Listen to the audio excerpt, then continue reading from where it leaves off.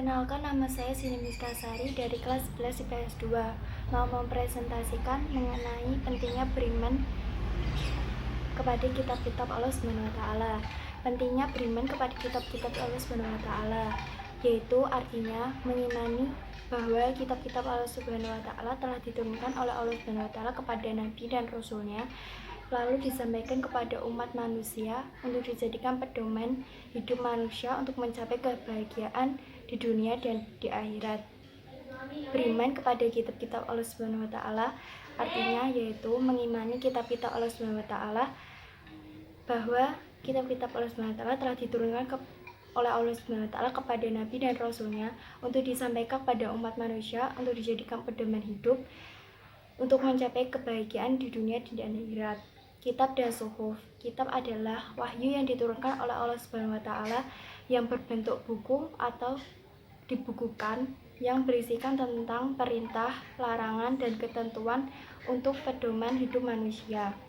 2. Suhuf. Pengertian dari suhuf sendiri adalah wahyu yang diturunkan oleh Allah Subhanahu wa taala yang berbentuk lembaran-lembaran dan tidak dibukukan. Di sini ada persamaan dan perbedaan antara kitab dan suhuf. Persamaan antara kitab dan suhuf antara lain: kitab dan suhuf sama-sama diturunkan oleh Allah Subhanahu wa taala atau wahyu dari Allah Subhanahu wa taala.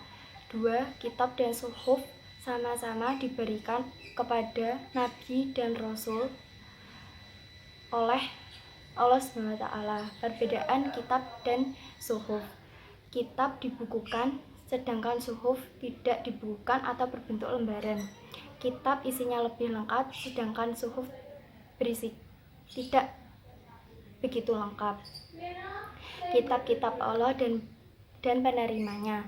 Kitab Taurat. Secara bahasa Ibrani, Taurat adalah Torah, yang artinya kitab suci yang diturunkan oleh Allah Subhanahu wa taala kepada Nabi Musa alaihi wasallam. Kitab Taurat berisikan tentang syariat dan kepercayaan kepada Tuhan dengan benar. Isi-isi kitab Taurat antara lain: 1. Kewajiban meyakini keesaan Allah. 2. Mensucikan hari Sabtu. 3. Menghormati orang tua. 4. Larangan untuk membunuh sesama, larangan mencuri, larangan berbuat zina, larangan untuk menjadi saksi palsu, larangan untuk mengambil hak orang lain,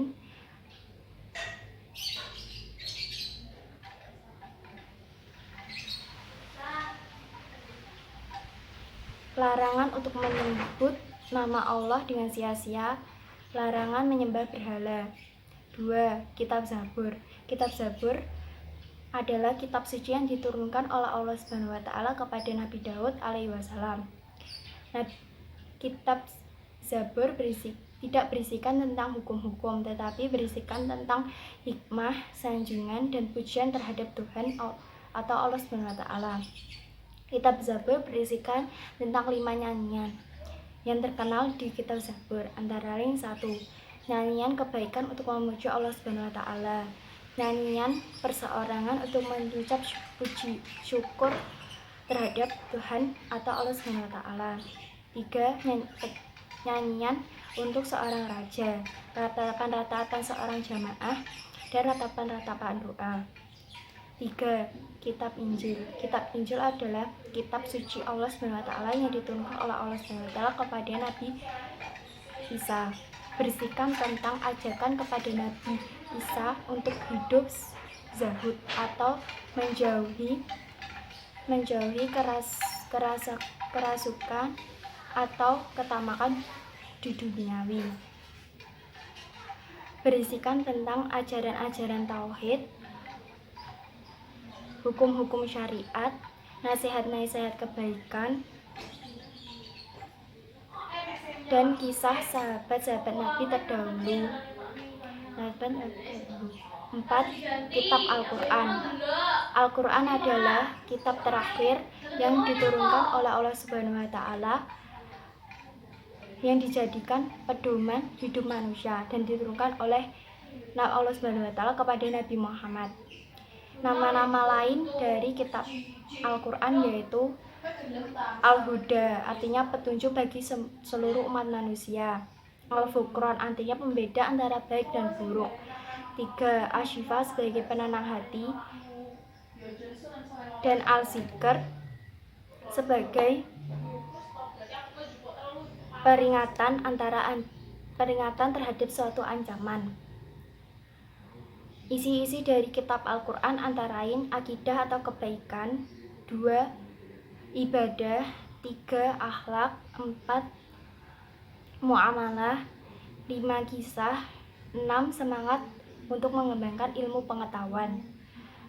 Tujuan diturunkannya Al-Quran adalah sebagai penyempurna kitab-kitab terdahulu dan sebagai penjelas masa berlakunya kitab-kitab sebelum Al-Quran dan menjelaskan masa berlakunya Al-Quran, bahwa masa berlakunya Al-Quran sampai kiamat atau akhir zaman.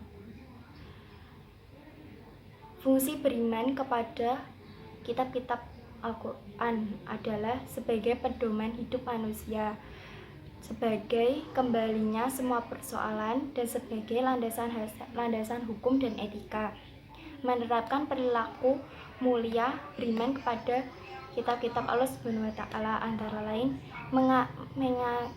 meyakini bahwa kitab-kitab Allah Subhanahu wa Ta'ala itu ada, berusaha membaca, menghafalkan, dan mengamalkan semua kitab-kitab Allah Subhanahu wa Ta'ala,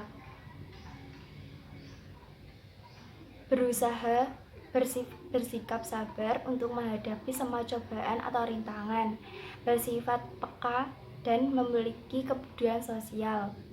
Sekian dari saya. Wassalamualaikum warahmatullahi wabarakatuh.